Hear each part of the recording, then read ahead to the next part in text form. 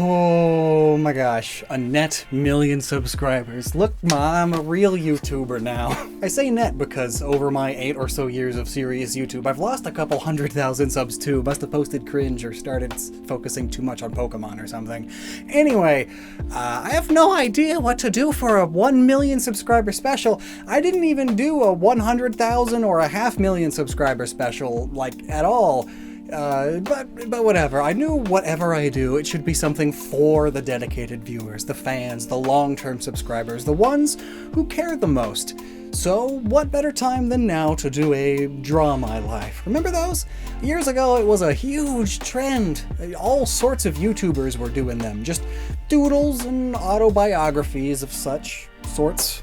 The coolest ones were the traumatic ones, and you just know half of those were exaggerated for the sake of drama, but oh well, that's the nature of YouTube. So here's the definitive guide to Lockstin lore, aka Draw My Life Lockstin Edition.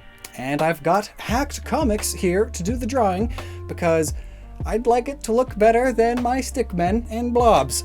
Also, if talk of religion and politics isn't your thing, you've been warned. Thank you so much for watching our videos. And it is our now, because Lockstin LLC, it's a team now.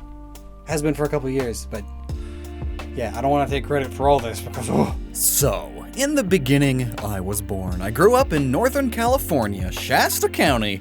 So, like, actual Northern California, not the Bay Area, no. Way up there in the rural land. Overall, though, despite my location, I do consider myself very lucky. I had a very loving family. My parents were not perfect, of course, but they were amazing. And eventually, 5 years after being born, they brought my younger brother into the world as well. Though we never really got along much until much later, the classic, "My younger brother is so annoying and childish" thing, I'm sure. The first decade of my life was nice, all things considered. Parents had good enough jobs, and we were close to my grandparents who would watch me a lot. It was very nice. Though I did find myself in hospitals and urgent care facilities pretty frequently. Thankfully, I wasn't a cancer kid or anything that bad, but I had frequent enough hernias, allergic reactions, esophagus swelling shut due to poison oak, lungs failing due to chronic bronchitis every single winter until my mid-teens, though by that point it was just replaced with asthma. Extreme constipation, even my intestines rupturing. So I got to spend a while in a children's hospital, and this is actually a super foundational memory for me. While I was in that hospital, the nurses brought out a little TV cart into the room with an N64 plugged into it. It was my first time playing a Nintendo game, actually. Super Mario 64. Ocarina of Time was there too, but it was too scary. My very earliest memory of gaming, though, was playing Tiny Toon Adventures on the Super Nintendo at Grandma's house. And noting my interest in video games, my parents eventually bought me quite a few educational video games to play on their Windows 95 computer. So, gaming started early, as did education because of these games. From 1st to about 4th grade, I would spend time with the grade above, for math time specifically, as I was way into math. My spelling and grammar suffered though, a trait I still deal with to this day. This was the time period where my love of gaming really first blossomed. I got Sonic 3 and Knuckles on PC, as well as Freddy Fish and Putt-Putt games. I played them over and over again, eventually Lego Island and Rayman 2, and more edutainment games as well. All those jumpstart games. And the tycoons! Mall Tycoon, Lego Land, eventually Zoo Tycoon 2 would become my jam. And at the peak of Pokemon fever in the West, I was one of those kids, obsessed with Pokemon. Though at the time, it was just the anime. I saw the Metapod episode while at a friend's house, and I loved it ever since. We didn't have cable TV at home though, so Mom bought some episodes on VHS, and I'd watch those a lot, over and over. I'm pretty sure I have those episodes memorized. Eventually, in 3rd grade or so, a friend who was moving to a different school and who just got the new Game Boy Advance gave me his old Game Boy Color, and I finally got to experience my first Pokemon game, Pokemon Silver. I have so many fond memories of that Game Boy Color with the batteries held in with duct tape. So many good and bad games. It was my first Nintendo system. By this time, I was definitely a PC gamer, though we had an original PlayStation as well. Loved me some Crash Bandicoot and Croc, but this Game Boy felt so much more personal. And this Pokemon game, I was so immersed. Honestly, I felt like I was reading more playing Pokemon than reading books. And I guess this immersion that I had is what really planted the seeds into what I do on YouTube today. Also around this time, 9/11 happened. Well, that's a defined memory. All I remember is the adults being sad and school being out for a few days, so I played a lot of games. It took me a while to fully grasp the situation, and I guess it was the first time I can really say that I felt honest guilt. Like, how could I have been playing a game and enjoying myself while all this was going on? Oh, jeez. Another distinct memory from around this time was the fear that my parents would take Pokemon away from me. If you were around at the time of Pokemon Fever, then you would likely remember all of the religious backlash that it had in the West. It was mainly with evangelicals, but I didn't know that detail. All I saw was people on the news saying Pokemon is the devil's work, which was scary, especially as my parents were concerned about it for a short while, but ultimately did nothing about it. You see, I grew up a Jehovah's Witness, which I know from a lot of other people's experiences with them can mean a lot of different things. Like the handful of times I've brought it up before, people got such a concerned look on their face and asked if I've been to therapy about it, but like, no? Why? It's fine. Like any organized religion, or heck, any large enough group of people really, there are bad people in all of them. Are all Catholics pedophiles because a few news stories talked about a few of them being that? Are you scared of nuclear power, the factually safest and cleanest form of realistic, reliable power, just because of the news coverage of Chernobyl and Fukushima? Are you scared of flying even though it's the safest form of travel? Because the news blows up whenever a plane crashes. Bad apples and all that. They aren't cops. No organization is perfect, and thankfully I have nothing against them personally.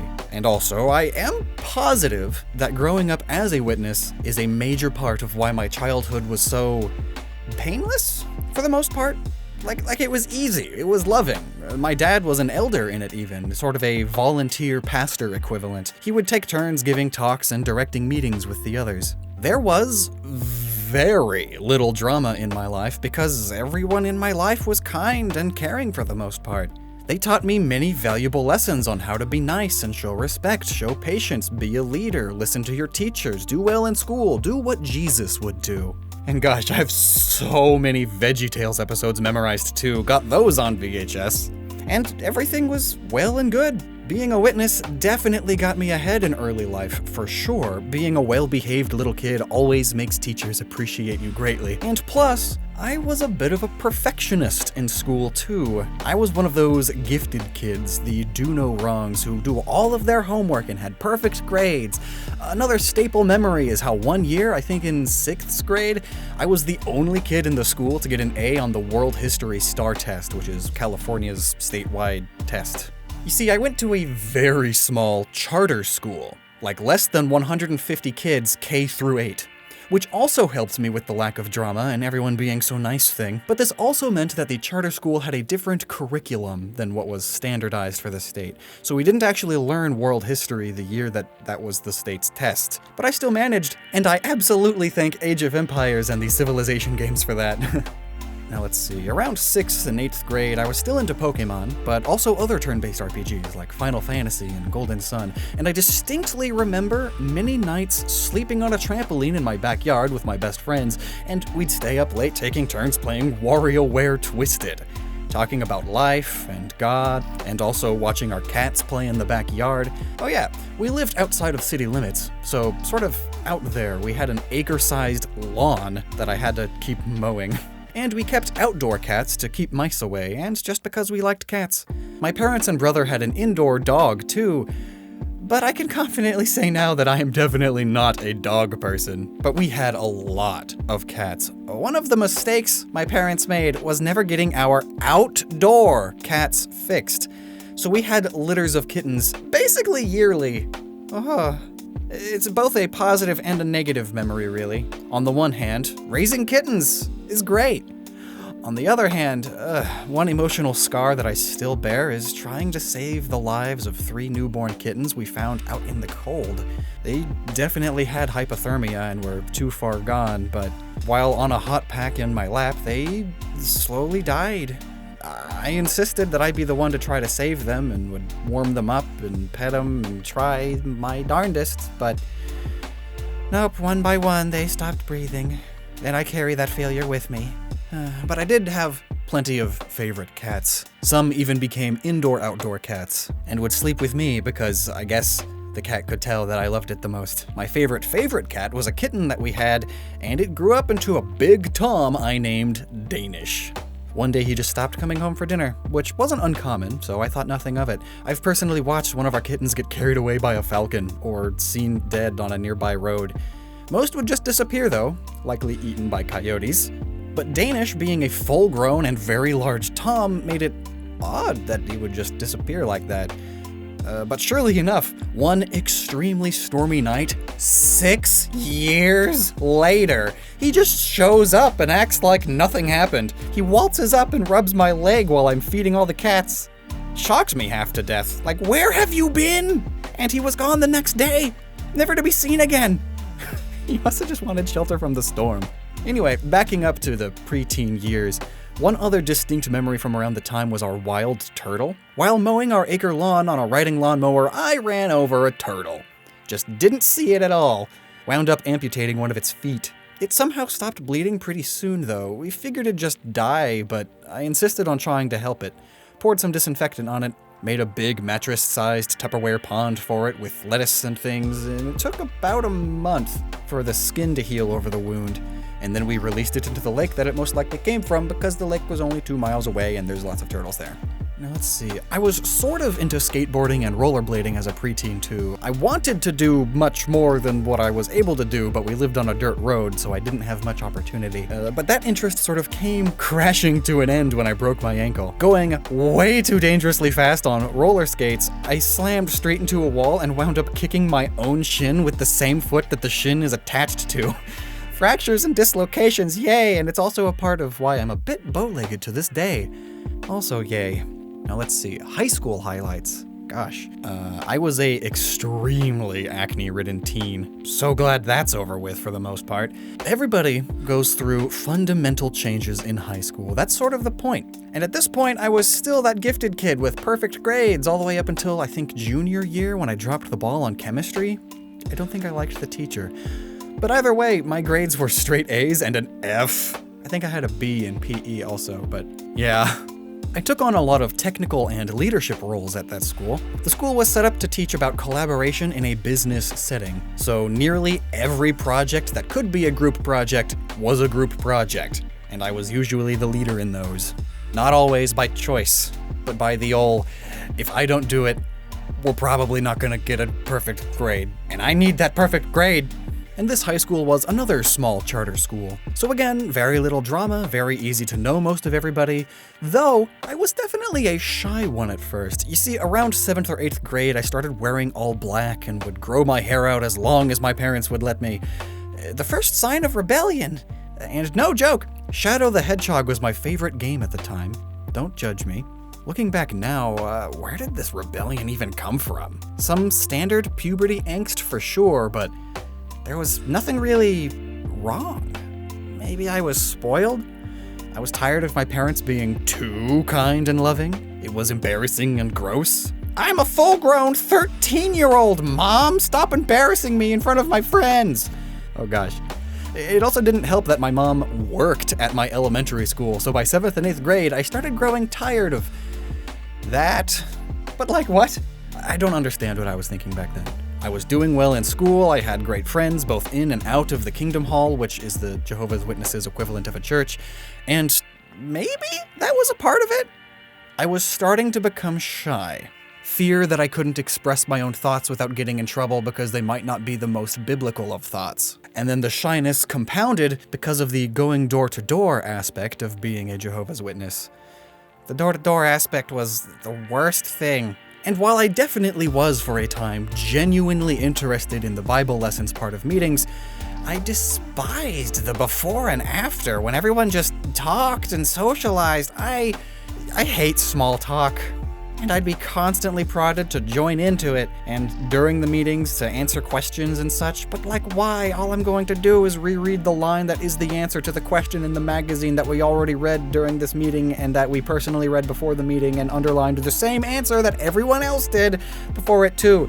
These answers are just small talk in a form that makes everybody look at you And meanwhile, I was told to try to keep my friends to those who were also witnesses, which was okay. Like, I understand the logic there.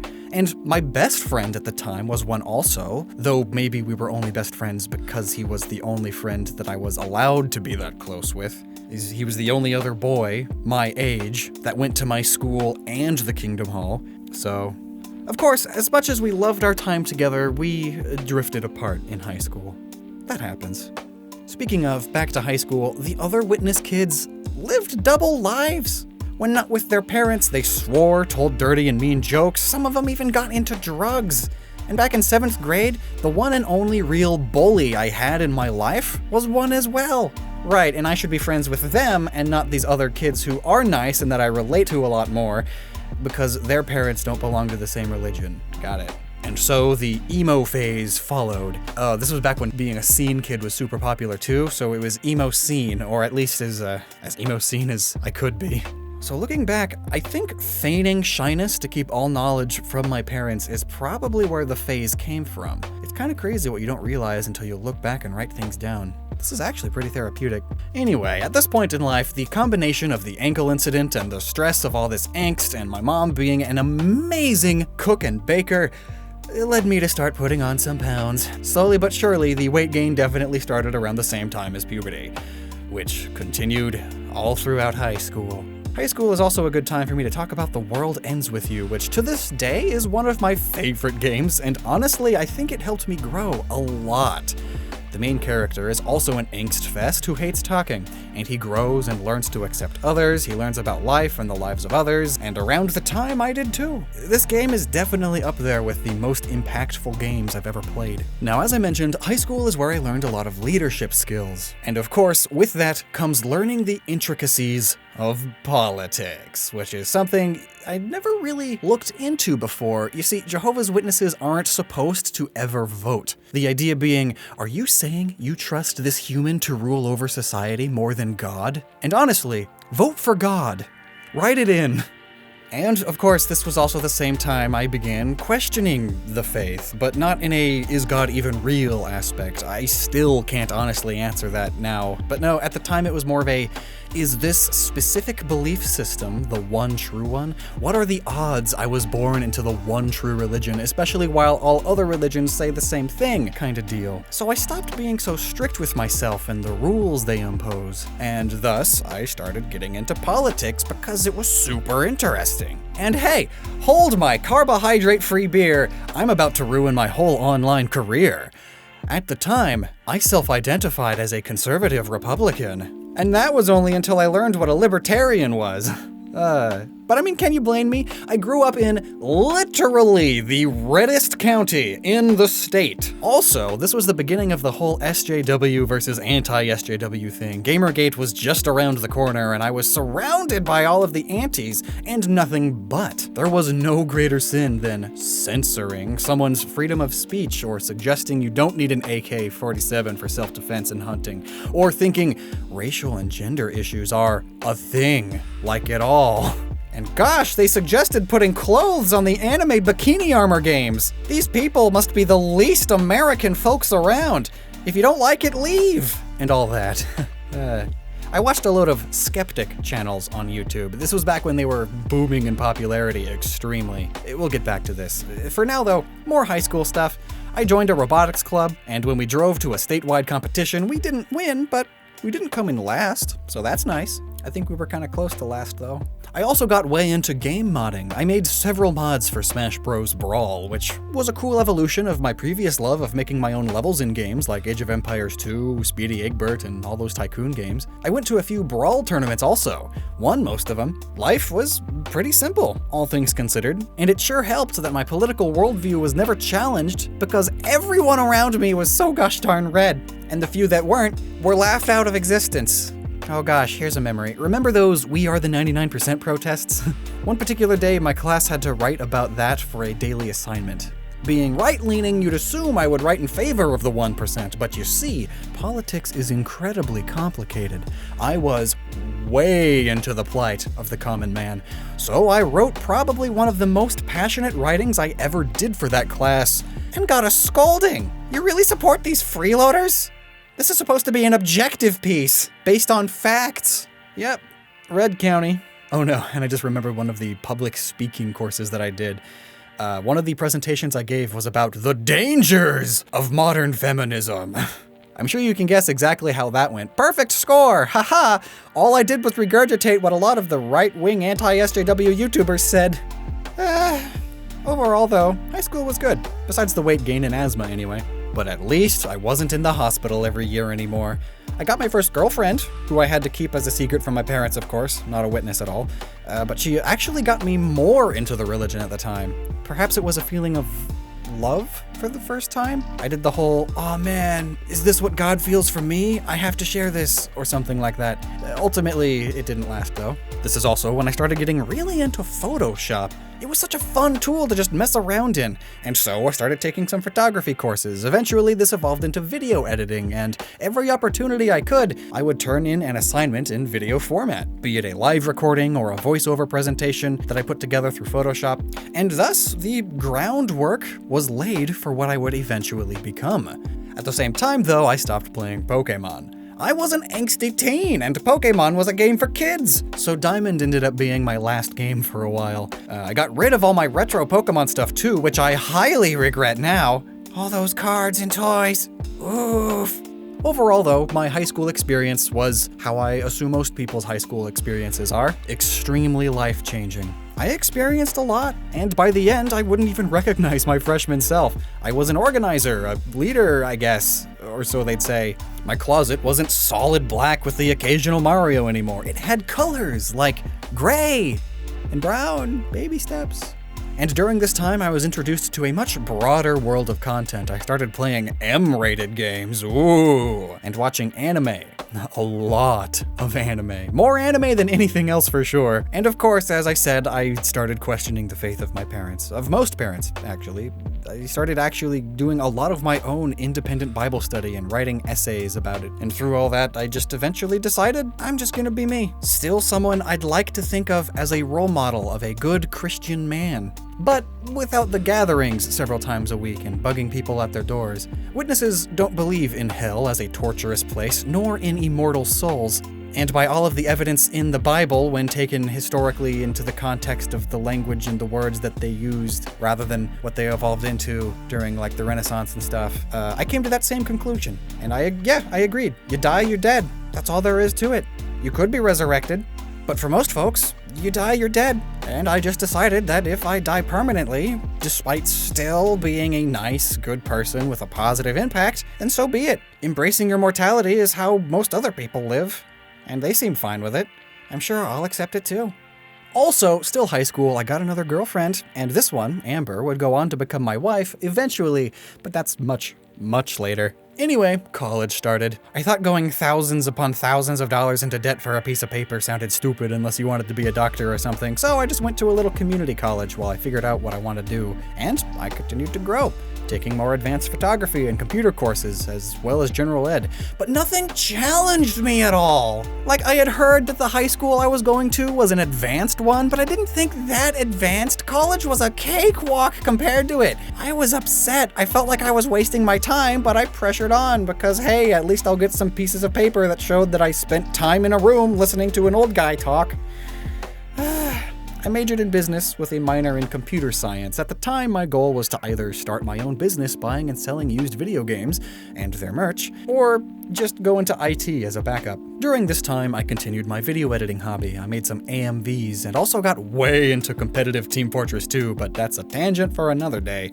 Anyway, as one does in college, I was exposed to many, many more viewpoints of the world. Granted, they weren't that radical. I was still in a county redder than most red states, but these were still enough to make me start to question how the world works and human nature in general, and how there are several different ways people think, like foundationally, not just opinions. Like, there's 100 different ways to go from A to B. No one method is inherently more human than the other. Humanity is complex. And also, I'm really stinking bored. If only there was a way for me to combine my love of video games with my love of learning. And then I discovered this small channel on YouTube, only like 5 or 6 videos at the time. It was game theory, and I fell in love. This was exactly my kind of thing. Tangential learning through video games.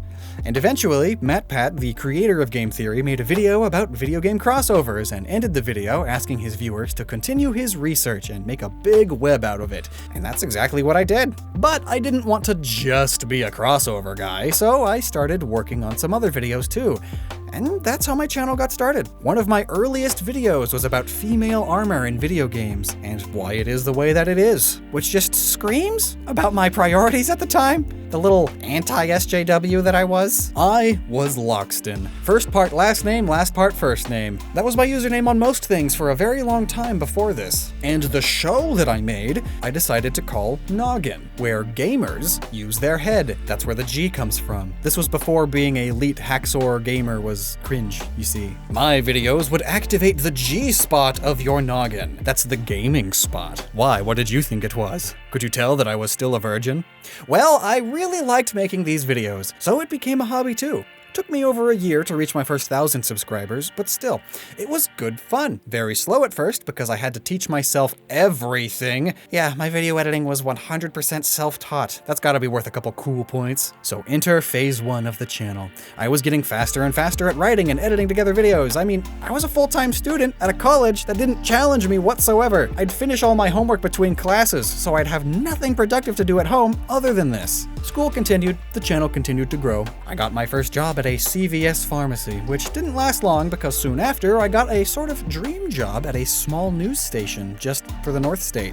KRCR. I was a production assistant, meaning cameraman, audio guy, editor. Well, just on the team that does all the technical behind-the-scenes stuff.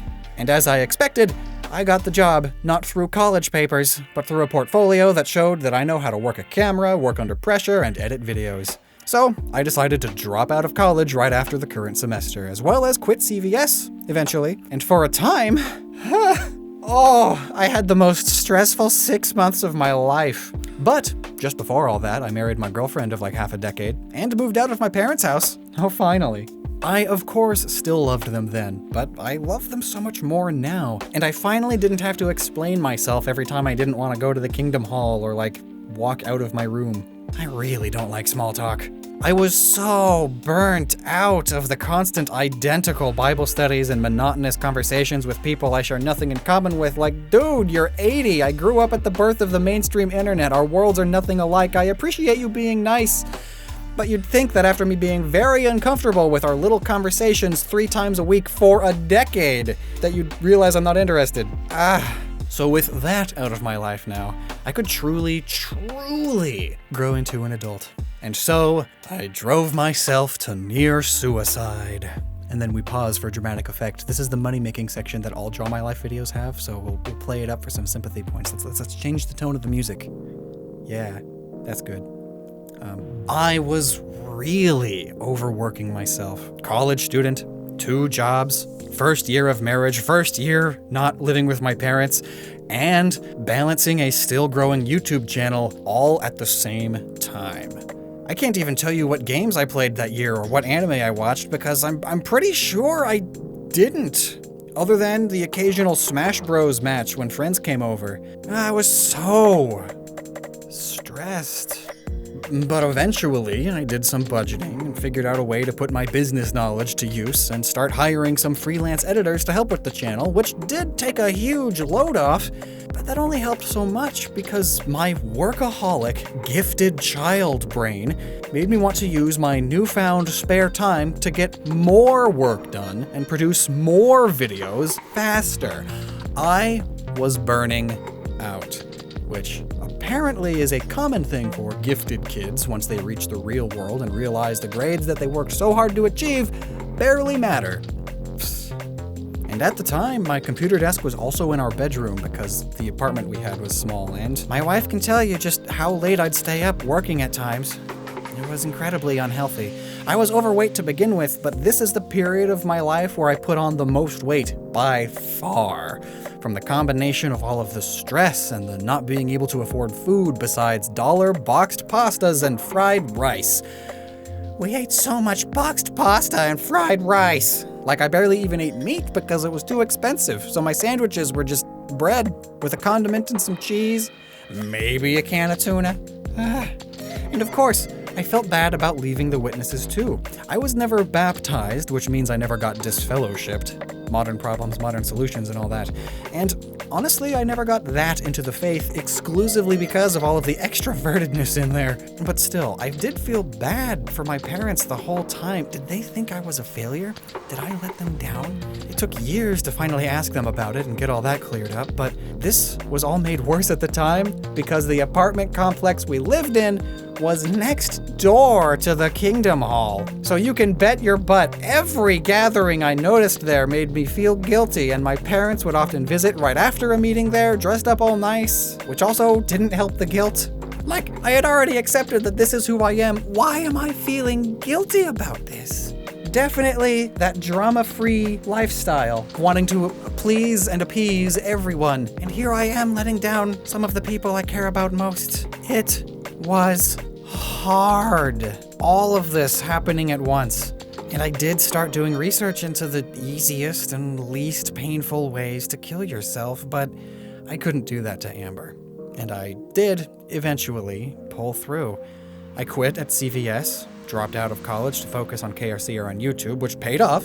The channel kept growing, and I eventually could afford a better place, so we, along with 3 other college friends, rented a house together. And thus, we enter 2016, a major turning point year for my life. First of all, it's when I first decided I needed to start dieting. I had become around 370 plus pounds. All I knew was the calorie theory to weight loss, so that's what I did.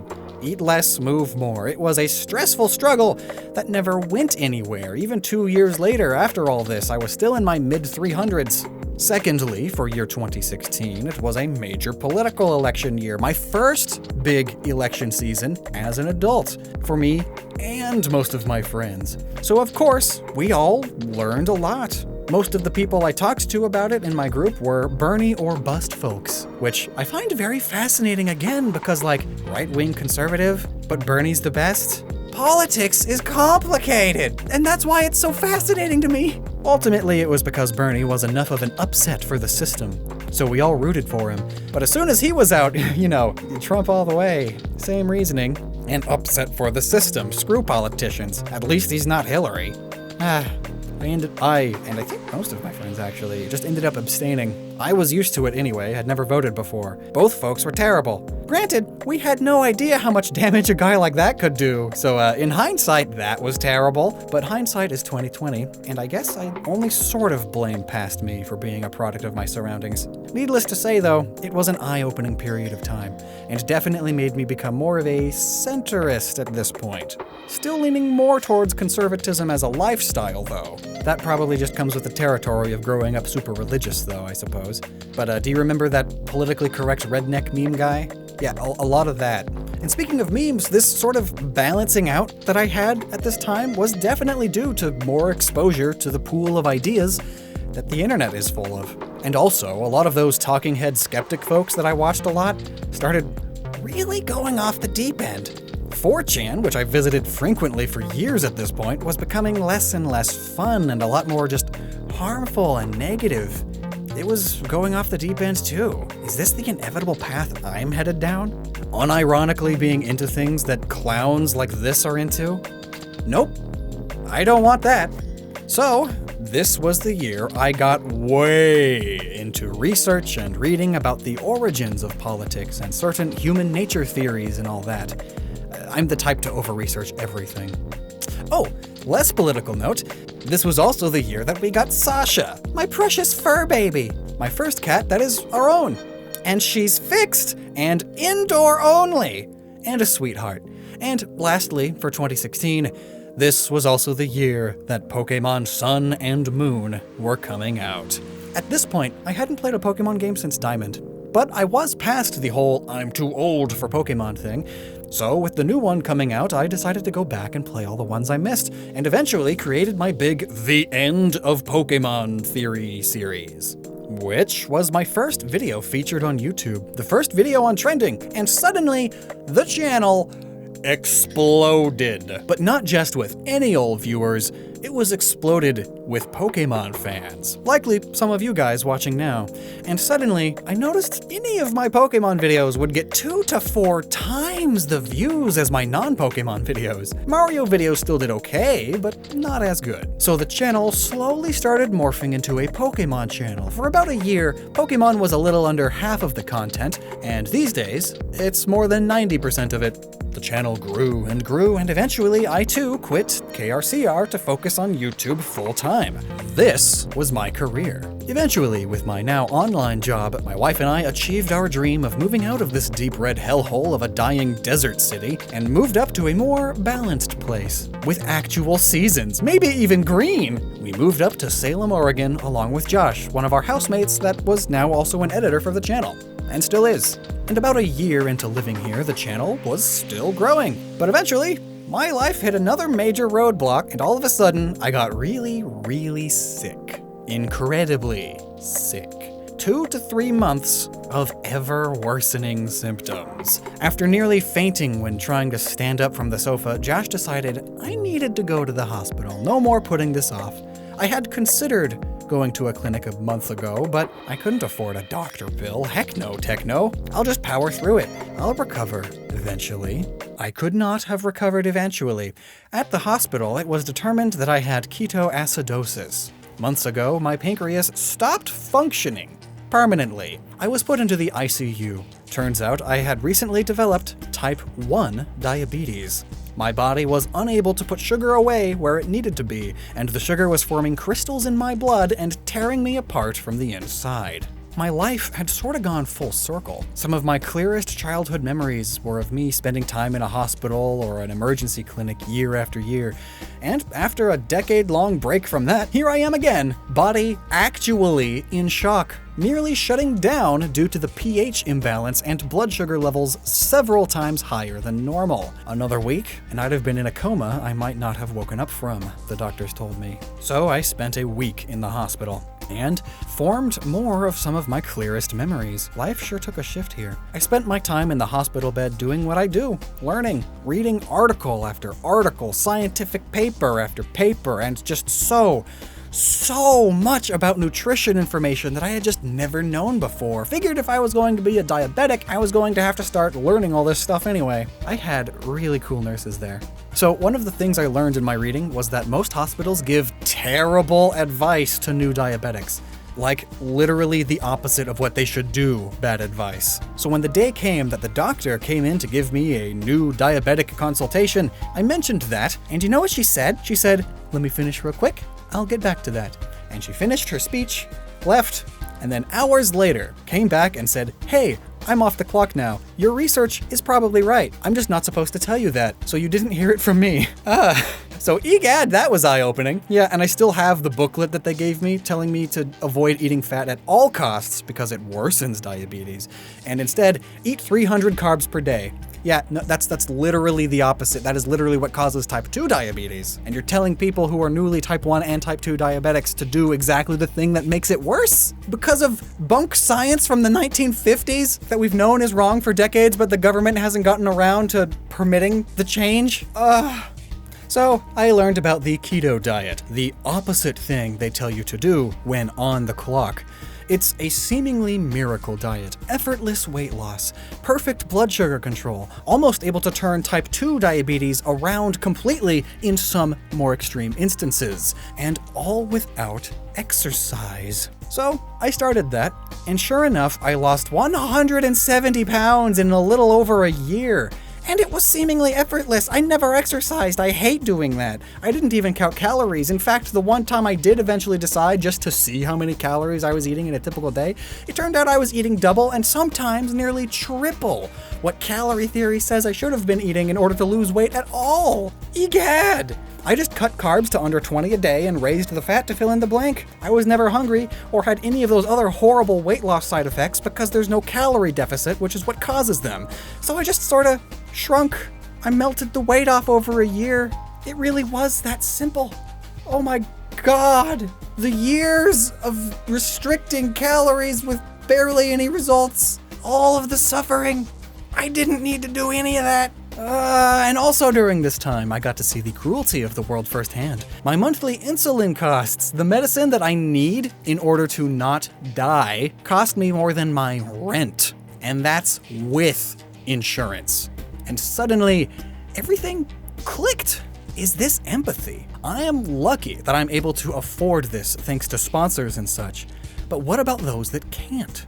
And this is just the case for type 1 diabetics. What about cancer patients? What about all those other health and non-related issues? Come to think of it, how do other countries care for their people? How do they use their taxes? Do they do as Jesus would do? Why is it that the conservative mindset in this country, the one almost synonymous with being Christian, is exactly the side fighting against doing what Jesus would do? I understood finally, and hilariously, those Republican Jesus memes were very helpful in this eye-opening process too. Thank you, meme makers. Politics is incredibly complicated, it turns out, but as long as empathy and caring for people, humans as a whole, is at the heart of the problem solving, that's all that matters to me. I guess it's sometimes hard to see the faults of a system unless you yourself fall into the cracks that those faults cause. Though in this case, they aren't so much cracks in a system as they are designed to be this awful way. But still, with this new awareness, I guess you could say, I started to understand the woes of many other groups of people, and being raised as a follower of Jesus, being taught to love and care and heal and give to Caesar what is Caesar's and not be violent, I now see no other way than to be what 2014 me would have seen as a worthless, socialist, leftist SJW. So, I guess even a life as relatively easy as mine sure is interesting when you try to summarize it this way. Everybody has a reason for the way they think and the things that they do. It's never simple. And I guess sometimes all it takes is an event or two to make you do a 180 on how you think of yourself and the things you do. It's rarely ever one single event, like this 180 I had took 3 years, but still. Anyway, while I was in the hospital, actually, we bought a house. Like, we had checked it out months before and signed the papers, but we were finally given the keys while I was in the hospital. And Josh, the amazing housemate that he is, helped my wife move most of our stuff over the week. I have amazing friends. The channel continued to grow. I got diagnosed and started taking some bipolar medication, which, oh my god, helped me with so many things and explains a whole lot about my past angst teenage years. And the channel kept growing. I got COVID really early on into the 2020 lockdown, which is the second sickest I've ever felt. And even now, a year later, has still left an impact on my lung function. So that's great. And having COVID plus the stress of the lockdown made me stop the keto lifestyle for almost a whole year, so I put on a few dozen pounds again, but I'm already back on track and losing about a pound a week again. Zero effort. I made Lockstin LLC. We're an official business now, so I and a few of the freelancers are employees now too. And the channel is still growing. Slowly, but surely. So, sure enough, we passed 1 million subscribers. And that's really cool. I'm gonna have a huge cheat day to celebrate, maybe even get my first tattoo. I've been thinking about it for over a year now. A wrist divider based on hospital wristbands, a ketone, insulin, a YouTube play button, a biblically accurate angel. Not all as one tattoo though, egad. These are just a bunch of different ideas. Thank you all so much. Obviously, I wouldn't be in this position right now if not for viewers like you. I really do enjoy what I do, and often get messages from others who say I've left an impact on them as well. And that makes me feel so good. I love you all. And I'm also terribly sorry if any of my past actions caused any emotional stress on past you. I know I wasn't the best back then, I'm only human, and we all continue to grow and change. Being stubborn about change of any sort in any direction will only make you bitter. Life lessons from Lockstin. At this point, life is okay, and reflecting like this has helped me put a lot of things together. Sorry if I got too political at times, but politics is a very big part of my life and worldview. I honestly don't know how it wouldn't be unless you were totally apathetic, but even just that is my understanding of things currently. Things change, people change, normally for the better, but not always. And who knows where any of us will be in another decade. I'll have kids by then. That will for sure have some impacts on my worldview. I mean, even without kids of my own yet, seeing other friends with kids, like Arlo and other non-YouTuber friends, it's already raised my love for my own parents to even greater heights. Already got smudges all over it. So like, will Gnoggin even be a thing in 10 more years? Will I have finally shifted focus onto other projects? Who knows? And that's what's great about living on a wet rock hurtling through space. You never know what's around the corner. And that's just fine. I'm only 27, and I've still got a world to see. And I'll make videos about any travels that I do, so I can take you along with me. Thank you all, once again. You mean more than my words can express, because I'm really bad at expressing them. So let's just put a bunch of heart emojis on the screen as the end card pops up. You know, in high school I thought emojis were like the cringiest normal thing in the world, but then I realized nothing is cringier than thinking things are cringe. Like, who was I to think I was above basic human emotion and alternate methods of communication? Like, grow the heck up, me. Chill out. Balance in all things. Yeah.